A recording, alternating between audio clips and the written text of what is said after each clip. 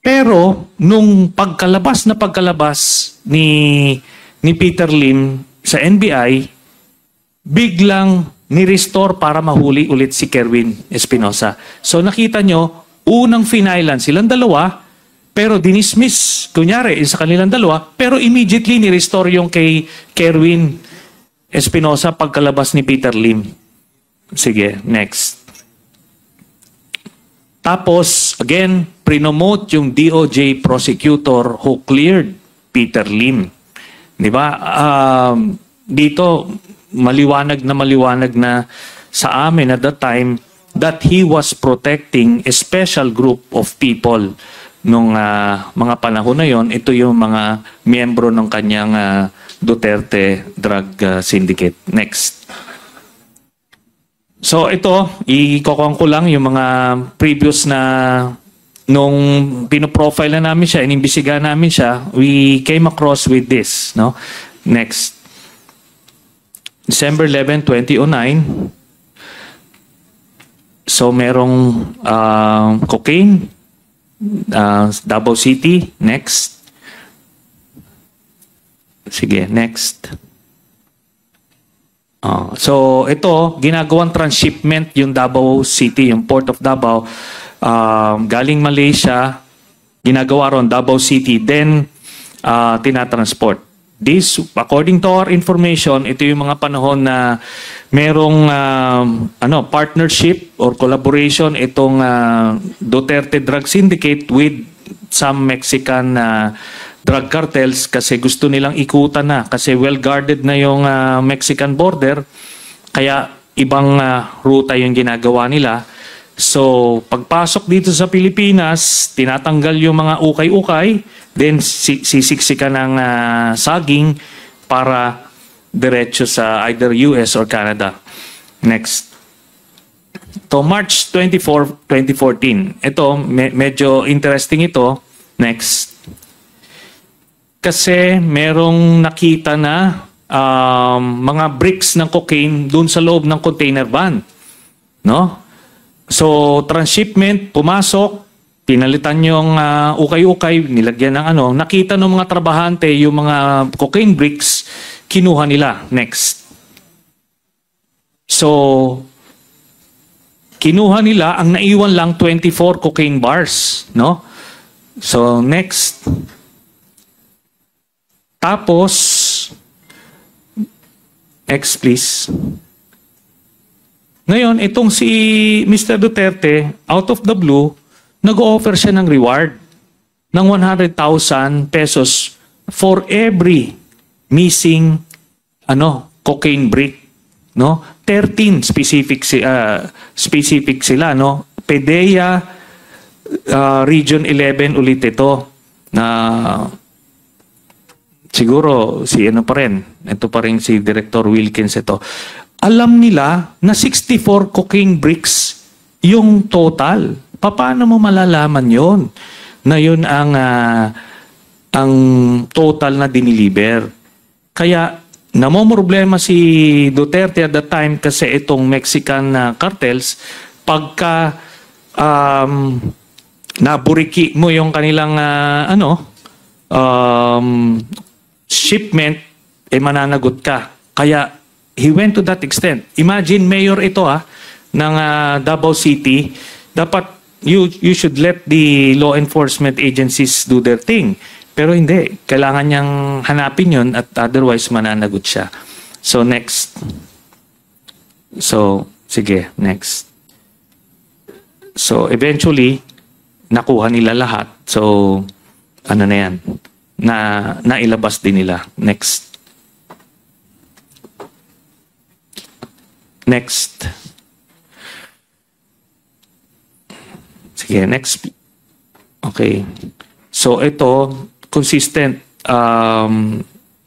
transshipment, siya. Kaso nahuhuli siya because yung USDA, meron silang information. Next. Next. Tapos, ito yan. Nung panahon ni Duterte, nung kaupo niya, talagang they ran after the different shabu laboratories. Binasag nila lahat yon kasi yun yung local supplier. Then, so when they were done, na basag nila lahat, kaya din pinapatay yung mga chemist sa loob ng mga kulungan para wala nang gagawa ng shabu. At nung natapos yon, ito na, pumapasok na yung bulto-bulto record-breaking importations. Next. So yan, yung 4.3 billion. Next. Yung 6.8 billion. Next. Ito pa. Nung sabi nung shabu, nung PIDEA, na may shabu yung magnetic lifters, itong si Duterte, ay sabi niya, pure speculation lang yon. Bakit? Kasi kay Michael Yang na shipment itong mga magnetic lifters. So, next. Ayan. So, kahit yung mga K9, sinabi na drugs yun, sabi ni Duterte, hindi yan drugs. Sige, next. So, 11 billion. Next. 1.8 billion. 5.1 billion sa Bulacan. So, ito lahat ng mga record-breaking shipments ni isang pangalan from DPDEA. Kung sino ang nasa likod nito, hindi nila masabi. Tuloy-tuloy ito. Tapos, itong mga nahuhuli, kunyari, eventually, nare-recycle, kaya umabot, nagkaroon ng yung 990 kilos na shabu na inimbestigahan din ng Quadcom. So, that's all, Mr. Chairman. Okay, salamat, Senator Trillanes. Now, we have a list of the members who wish to interpolate. In fact, yung iba, umalis na nga yata. But those that have stayed and patiently waited for this opportunity, I'd like to call them. First to interpolate. Mr. Chair, if I may, because the Dangerous Drugs Board is here, they wanted to present 2 minutes or 3 minutes presentation with regards to dun sa... Is this in relation? Yeah, in relation. Sa Kasi presentation? former Senator Trillanes were mentioning that the war on drugs, fake, no? And in here, meron po yung PSRSD, yes, the Policy Studies, Research and Statistics Division of the Dangerous Drugs Board, which conducted a survey 2012, 2004, 2008, 2012, and 2015 nationwide about drug users. Sige, makita po natin, actually we discussed this in the Committee on Public Order last week, and we have decided to elevate this to here in Quadcom because we believe that kailangan po natin makita ang mga drug users sa buong Pilipinas based on the National Household Survey that they conducted since 2004. So maybe let's give them a time to present it, Mr. Chairman. sige po. DDB, is this an annual survey that you conduct? No, sir. We conduct it every 3 years. Every 3 years. Yes. So the last would be? The last one was in 2023. Yung recent lang po. Okay, sige po. Okay. Is that a short presentation, ma'am? Yes, yes, sir. Sige, please proceed. Okay. Honorable Chairperson, Honorable Co-Chairpersons, distinguished members of the House of the Representatives, colleagues in public service, ladies and gentlemen, good evening. I am Rebecca F. Arambulo, the officer in charge of the Policy Studies, Research and Statistics Division of the Dangerous Drugs Board Secretariat. Representing the PSRSD, I am honored to contribute to this committee meeting. Guided by its mandate, the board adopts a health and science-based approach to leading demand reduction programs through policies, programs, and strategies. The division leads a data gathering initiative to produce the National Household Survey Report. We have completed 6 national surveys, namely in 2004, 2008, 2012, 2015, 2019, and 2023. These surveys aim to estimate the number of current drug users using the face-to-face interviews with a representative sample of the general population. The survey gives us the measure of the extent of drug use and help us understand the nature of drug use in the Philippines. On the side of policy making, the surveys help us assess and improve our current demand reduction strategies. At this point, may I turn over the floor to my colleague, Mr. Michael Miatari, to present the figures for the appreciation of this honorable committee. Good evening, Honorable Chairpersons, members of the Quad Committee. Allow me to present to you the summary of the population projection of the current drug users based on the conducted National Household Survey on the patterns and trends of drug abuse. As shown on the screen, from 2004 to 2023, starting in 2004, we have a total of 6,765,773 total population of current drug users. In 2008, there was a 74.59% decrease with a total of 1,718,855 total estimate number of current drug users. In 2012, there was another decrease at 23.25% with a total amount of 1,319,135 current drug users. In 2015, there was a slight increase at 33.9% with a total number of 1,755,654 current drug users. And in 2019, there was a slight decrease at 4.59% with a total number of current drug users at 1,675,122. And this is the latest data that we have based on the recently conducted 2023 National Household Survey on the patterns and trends of drug abuse. We have a total of 1,479,131 estimated current drug users with a 11.70% decrease. So in other words, ito po yung ginawa nyong survey. At sa Yes, survey Your nyo, pakibalik nga yung pakibalik lang para at least maintindihan ng namin, So nung 2004, nag-survey kayo sa buong Pilipinas, ang lumabas sa survey nyo ng mga drug users is 6.7 million. Is that Yes. correct? Yes, Your Tama Honor. po yun.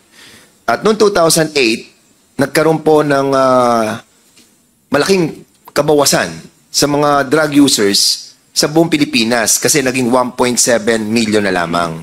Mamantanong ko, anong naging reason bakit bumaba mula 2004 to 2008 na naging 6.7 million ay naging 1.7 million? What are the interventions that was done? Yes, Your Honor. The decline of the drug use statistics is best explained as outcomes of successes in adopting international control frameworks and cooperation, sound policy making and implementation of the national drug strategies, and a wide array of drug demand reduction efforts for the general public and targeted population.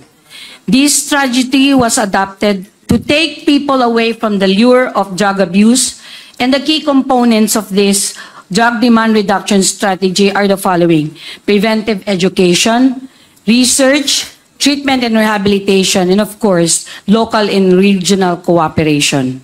The implementation of the drug-free workplace program, we have the random drug testing in schools, and for those securing firearms as well as driver's licenses. The DDB was also institutionalized the Integrated Drug Abuse Data Information Network, which is the system for reporting data on clients undergoing treatment and rehabilitation. This system aims to have a uniformity and clarity in data collection. We have also implemented the Barkada Contra Droga program of the agency. So in other words, ma'am, yung pong programa na inilunsad ng Dangerous Drug Drugs Board ay naging epektibo. Kasi from 6.7 million, naging 1.7 million. Yes, sir. At kung titingnan po natin yung graph, no? From 1.7, mas bumaba pa siya ng 1.3 noong 2012. Your Now, Honor. tanong, bakit ng 2015 umakyat siya ng 1.7? Pero hindi naman siya ganun kataas ang pag-akyat. Anong reason? Mr. Chair, we note that the 33% increase from 1.32 million in 2012 to 1.76 million in 2015, the trend is supported by the rise in the number of admissions to the treatment and rehabilitation centers for that period. Ibig sabihin po nito, Mr. Chair, is mas nag-i-increase po yung accessibility ng ating mga drug abuse treatment and rehabilitation services. And based on our preliminary analysis, the increase may be explained by the increased trafficking activities during the period, not just on the local, but also on the international context. Trafficking networks were observed to be more sophisticated, using technology, cryptocurrency, and the dark net for illicit activities. Okay. Pero nung 2016, no, nung naupo na po yung former president, 1.7 yung ating barometer ng mga drug users coming from the year 2015. Then suddenly there were a pronouncement that 4 million yung pong drug users sa buong Pilipinas. Pero kung titingnan mo yung graph na yon na ipinresent nyo, pakibalik. 2015, 1.7. 2019, 1.6 million drug users. Hindi ko ata makita yung 4 million na drug users that was mentioned by the former president during the time of his assumption. Your Honor, we clarify that the 2016 figure did not originate from the Dangerous Drugs Board National Survey. The DDB issued only figures from the 2004, 2008, 2012, 2015, and 2019 surveys as our reference data to provide the estimated number of current drug users in the country. Correct mo bang sabihin that during that time, sino bang chairman ng DDB during that time? I think that was Benjamin Reyes. Yes, Yes, di ba nagkaroon siya ng pronouncement na 1.8 lang? Dito Yes, niya kinuha yon. yes sir. Dito yung survey na kinuha ni Benjamin Yes, sir. Reyes. That is in 2015 po. And he was removed because of that. Because of that pronouncement. Yes, Am I sir. correct? Yes, Your Honor. Yes, Mr. Because Chair. the former president and I think the PIDEA, ang pronouncement nila was 4 million. Yes, Your Honor. Okay. Yun, kinaklarify lang natin yung presentation ng Policy Studies, Research and Statistic Division of the Dangerous Drugs Board. So, ngayon, ang mga drug users sa atin, in the last survey, 1.4 million. Yes, Your Honor. Yes, Your Uh, Honor. that's all, Mr. Chairman. Mr. Chair, in relation to Congressman Abante. the question of Congressman Fernandez, I'd like to find out how accurate is your survey.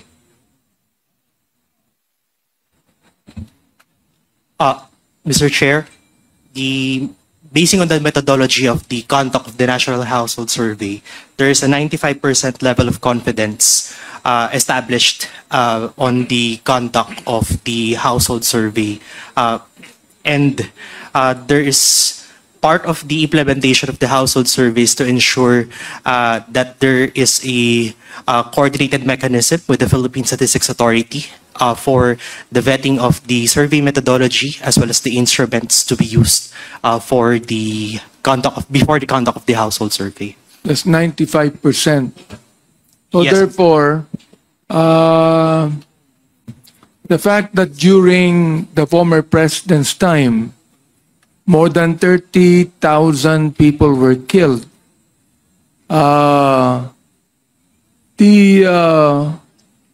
the war on drug was not actually that effective, considering all the killings done. Am I right? Mr. Chair, on the DDB's standpoint as the policy and strategy formulating body,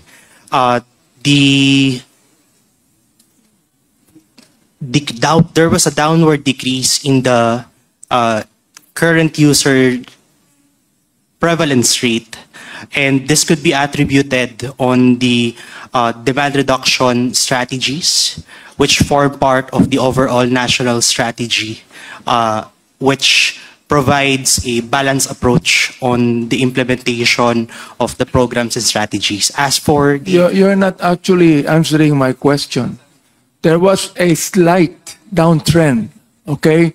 Therefore, my question is, the war on drugs of the former president, where more than 30,000 were killed, was not that effective. Yes or no? Yun lang ang sagot yan eh.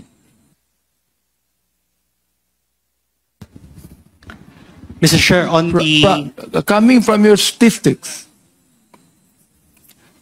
we clarify, Mr. Chair, that the data presented on the National Household Survey is the current drug user data. But yes, but still, you're not answering my question. The thing is, according to your data, there was only a slight decrease of the drug users in 2019. All right. Therefore, my question is, despite the killings of more than 30,000 during the time of the former president, the war on drugs was not that effective. As reflected, Mr. Chair, yes po. Very good. Very good. So that is what I would like to just tell our people, no? Despite the fact that you killed more than 30,000, yet there was only a slight downtrend in the data that you made. So therefore, let me just tell our people here from the PIDEA. From the PIDEA, kita mo General Wilkins, look at that. The PIDEA yan. Di ba? Kayo ang pinakaano sa drugs niyan. Oh, sa dami ng mga pinatay nung panahon ni Pangulong Duterte, panahon mo, General Wilkins, panahon ng iba, naging PIDEA Director General, ay hindi masyadong epektibo ang nangyari sa war on drugs. According to that statistics. Tama ba ako, General Wilkins? Yun yung lumalabas, Mr. Chair. Yun yung lumalabas. Okay, salamat po. Yun lang po. Thank you, Mr. Chairman. Mr. Chair, may I ask some konti? Sige po. Congresswoman Castro. So, ewan ko lang kung ang gets ko 95% no accurate. So, ibig sabihin po yung margin of error. What's the margin of error? For the 2015 National Household Survey, we have a plus-minus negative 1.41% of the margin of error. Okay, all throughout the statistical year. Yes, Sa for survey. 2015. Your Honor. For 2015. Kasi Yes, po. parang hindi ko lang talaga ma-gets, Mr. Chair, yung biglang baba noong 2004.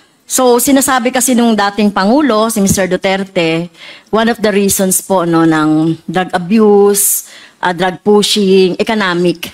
So, I will relate that to economic situation that time. So, ano po yung kaibahan nung 2004 up to doon sa kahit na nung period ng 2016 or 2015 to 2019? Mayroon ba Kung ang ibig niyong sabihin doon, Your Honor?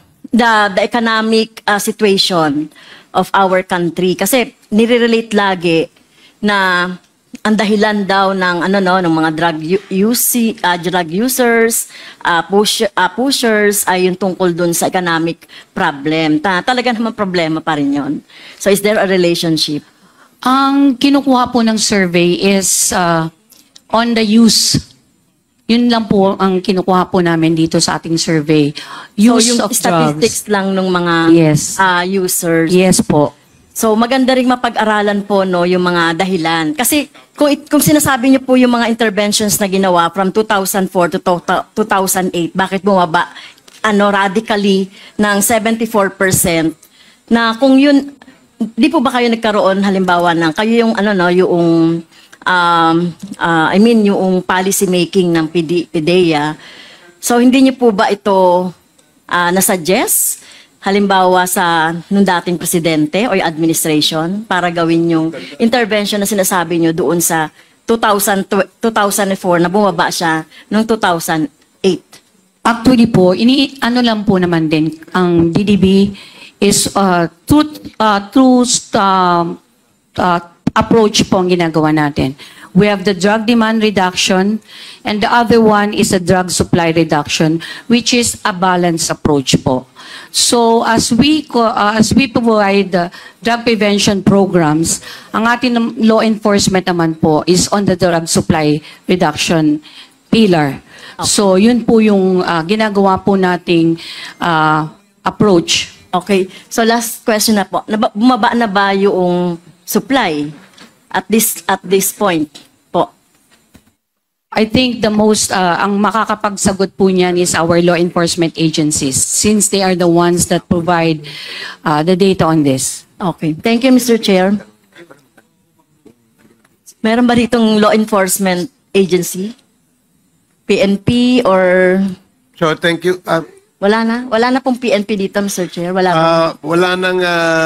sino in particular sa PNP, Congresswoman Castro, that you'd like Yung to... kasi tinatanong ko, Mr. Chair, bumaba na ba yung supply from 2016 to 2023 based dun sa survey?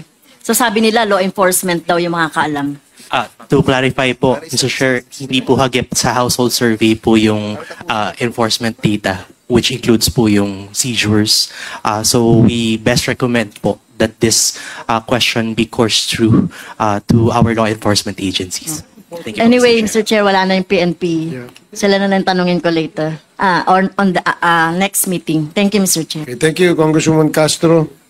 The first to interpolate the presentation of Senator Trillanes is Congressman Rog Gutierrez. But before that, just one clarificatory question sa PSA.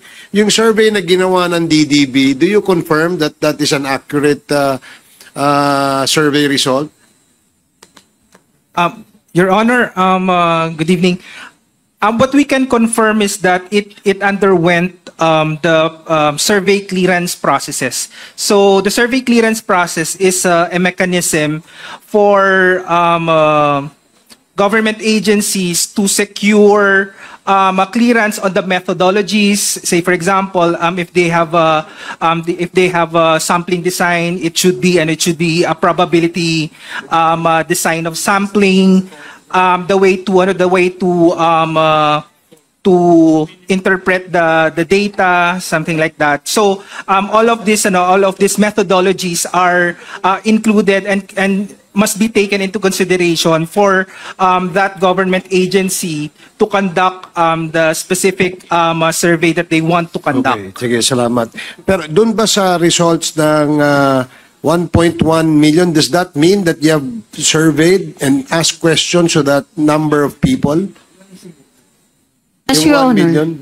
So yun yun, ano? Hindi yan kagaya ng normal survey that you only have sample size. So dito, actual number.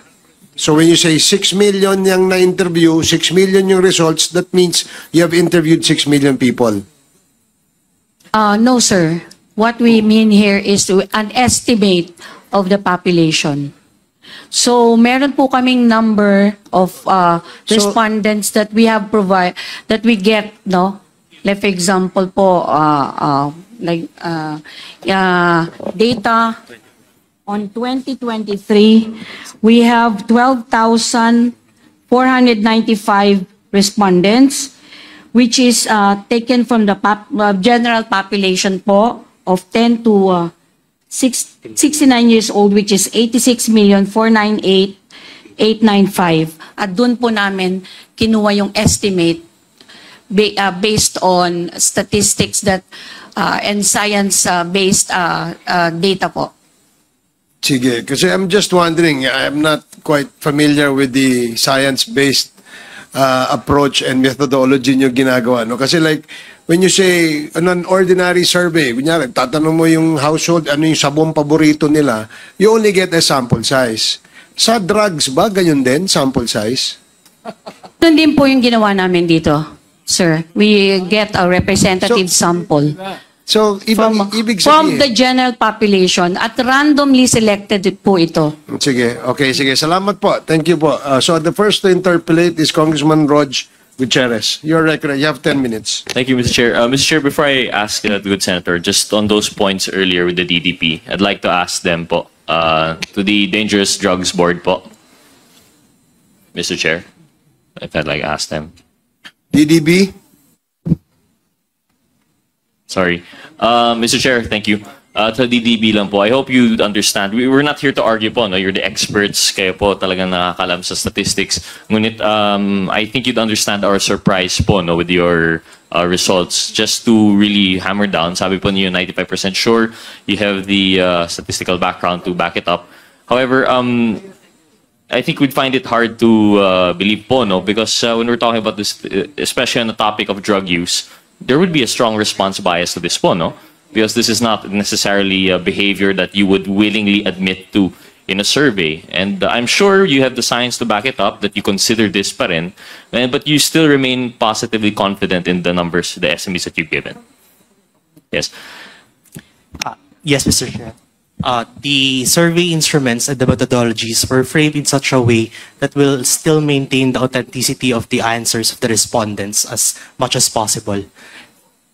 And despite this, there's no observable difference given the drug war. I mean, I think that's where most of the congressmen are expressing their disbelief.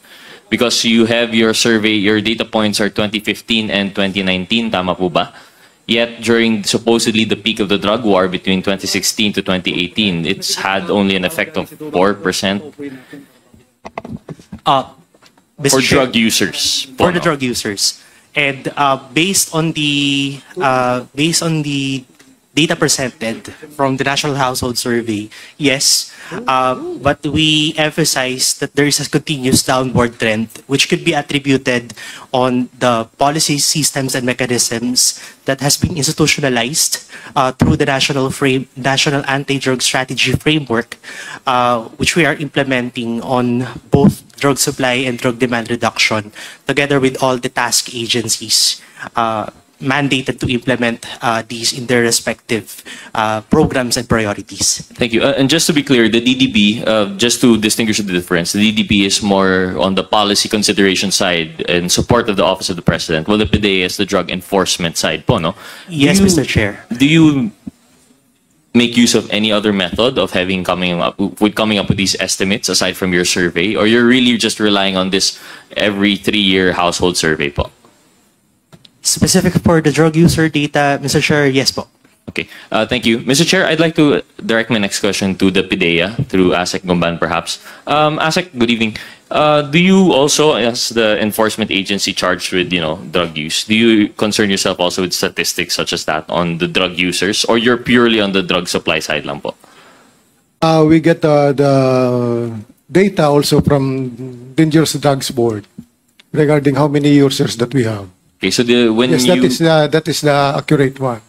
So you make use of the DDB statistics also. So the PDEA would likewise stand by the statistics that are presented. Yes, Mr. Chair. So it's shocking to see po, no? I agree with the finding, the conclusion of Congressman Abante, nakakagulat po, no? Na despite the drug war from 2016, it would appear there was no tangible acceptable difference po, no reduction in the drug users. So that's something I think that the committee would have to consider in its committee report in relation to the drugs and EJK portion of the Quad. With that, Mr. Chair, thank you, DDB and PDEA. I'd like to now ask former Senator Trillanes regarding the presentation earlier. Senator, good evening po. Good evening, Mr. Chairman. Mr. Chair, I'll make this short, just a few slides. I'm sure our other colleagues have some questions. Pero nabanggit po ni Just as a background po, no, former Senator Trillanes, can you give us a background of how you would be the right person to explain po yung Las Cañas affidavit? Because as we understand, of course, unfortunately, as much as we'd want to have Las Cañas present the affidavit himself, he's not around. What is your experience or relation po to Las Cañas that you would be presenting his testimony here tonight? When he was still in the country, kami po yung nag-provide sa kanya ng security and safe houses, no? Then ang ginawa nila Duterte and ng DOJ, they filed they fabricated cases against him para ma-issuean siya ng warrant at makulong siya, ma-silence siya. So by then he was able to slip out of the country even before the warrant was issued, and we facilitated that, no? Kasi hindi pa naman siya fugitive, so we're still not breaking any laws. So we were able to do that, at they made sure na ano pa, no? They followed through, kinancel po yung kanyang passport, at pinasahan siya ng red notice sa Interpol. But by then, nakapag-seek siya ng asylum somewhere. So, yan po ang background nun. Then, since kami po yung unang nag-file ng communication at sa ICC, meron po kaming coordination with them. We pass information with them, and hindi po yan unpatriotic, no? In fact, on the contrary, that is a patriotic thing to do noong mga panahon na walang masilungan o masakluluhan ang mga kababayan natin.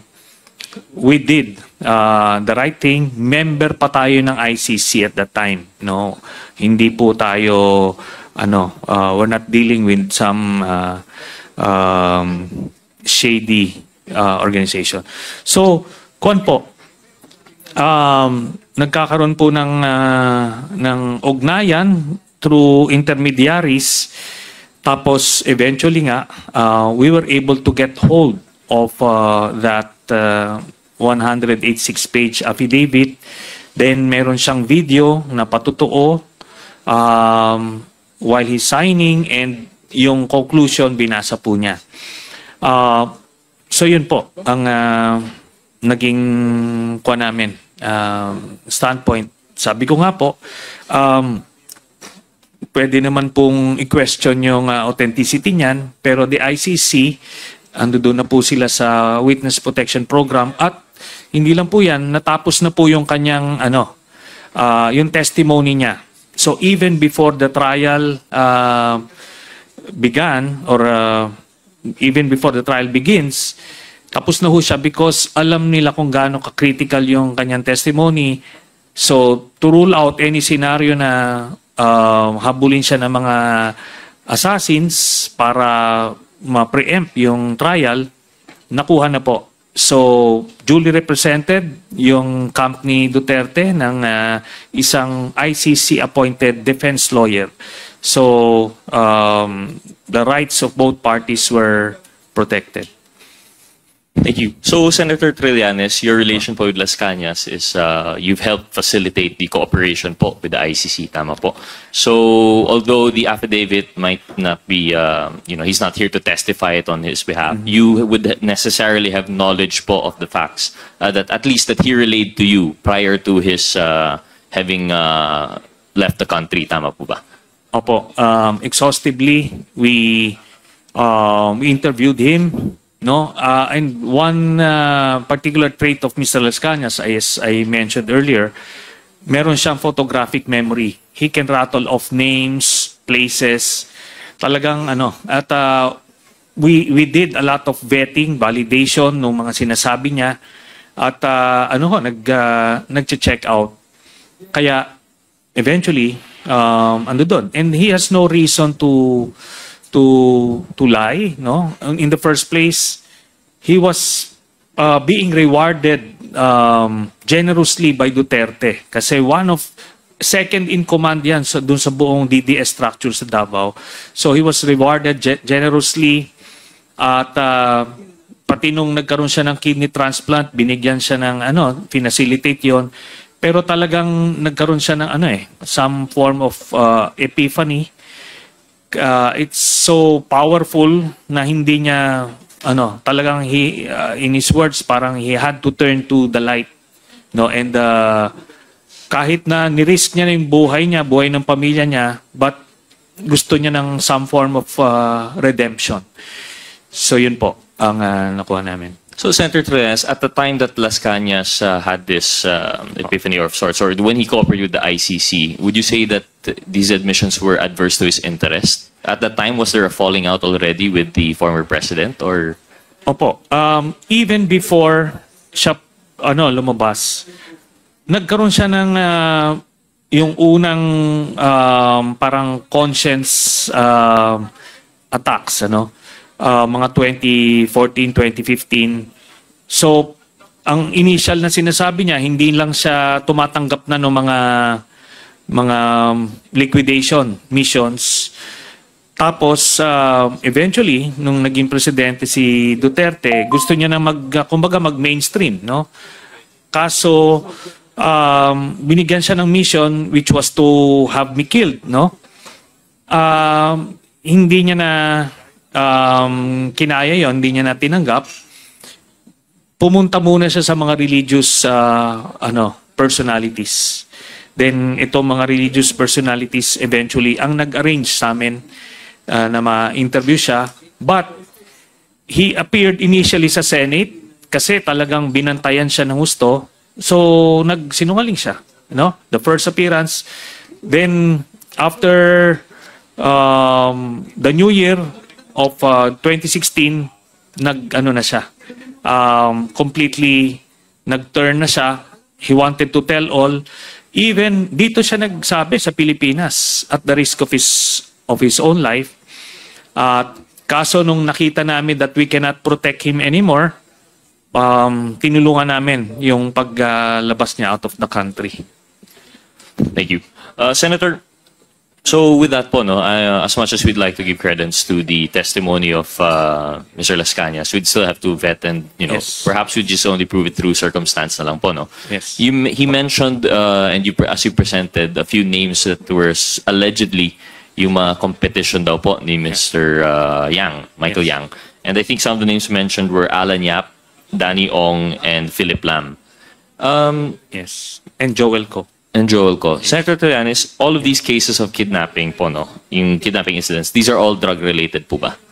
Yes. Ang ginagawa kasi sa kanila, parang yung dito sa testimony ni Colonel Garma, merong parallel structure. There is the regular police organization, then meron silang special operations group. Yan yon ang ito yung heinous crime investigation unit. So kaya ganon. So when they do the liquidations, wala na mag-iimbestiga kasi sila po yon, no? So binibigyan sila ng information, itong tao na ito ay drug pusher or drug dealer. So yun na yun. They will execute sila.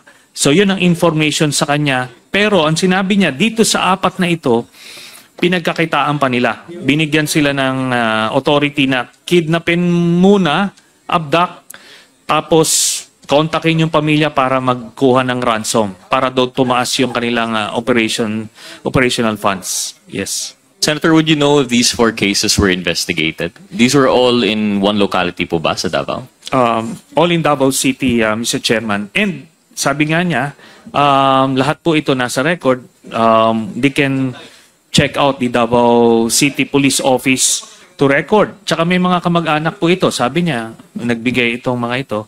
Kaya he's very confident about all of these cases that he revealed dun sa kanyang affidavit. Mr. Chairman, do we have a representative of the PNP? I don't think meron po, no? So, Mr. Chair, may we ask PIDEA po siguro? through ASEC Gumban. Mr. Chair, are we familiar with these cases po? Yung kay Alan Yap, Danny Ong, and Philip Lam? And I think Joel Koo? Joel Ko. Joel Koo? Yes. We will check with the records, Mr. Chair. We'll check with our records. We'll just request po siguro from the PDA if they can give submit to the committee po records on this alleged kidnappings, allegedly drug-related kidnappings. Likewise, Mr. Chair, we'd also like to request the report siguro from the PNP. I understand we've had some representatives earlier, pero baka wala na po sila. And probably they would not be the right persons po, no, through the committee secretariat. Or are they present now? Mr. Chairman, idagdag ko lang, Mr. Chairman, na minention din niya one specific case na inutos ni Duterte, nag-pass through kay Bongo, is itong kay Christopher Yu, who was killed dito daw sa City of Dreams noong 2016, just a few weeks or months into their presidency. So, verifiable siya. Sigo. Mr. Chair, in that case, through the committee secretariat, may we also request siguro from the PDEA. So I think list na lang po ito, no, to the PDEA and the PNP for the reports on Mr. Alan Yap, Danny Ong, Philip Lam, Joel Koo, and Mr. Christopher Yu. Tama po ba? And that reminds me po, Senator Trillanes, si Christopher Yu, this was one of the persons mentioned that allegedly was identified through LTO resources. Tama po ba? Yes, yes, Mr. Chairman. Did Mr. Las Cañas give any further explanation po on sino po itong nag-provide ng names and addresses by tapping the LTO? Naging regional director po, I believe, no? Yes, Mr. Chairman. Ang nakuha ko lang yung surname, but the video is with the committee secretary, so pwede po nilang makuha yung exact name. Apo. Yun yung si Mr. De Guzman po, tama, no? Mr. De Guzman, Okay. who was a parang low-level employee na sa Davao, pero nakakuha na nila ng data. Tapos, nung presidente na-reward na ginawang ano. Sige po. In that case, Mr. Chair, may we ask through the committee secretariat siguro confirmation from the LTO for a certain Mr. De Guzman who was in the area of Davao during that time. And perhaps if the committee is so like-minded, we could invite him at another time.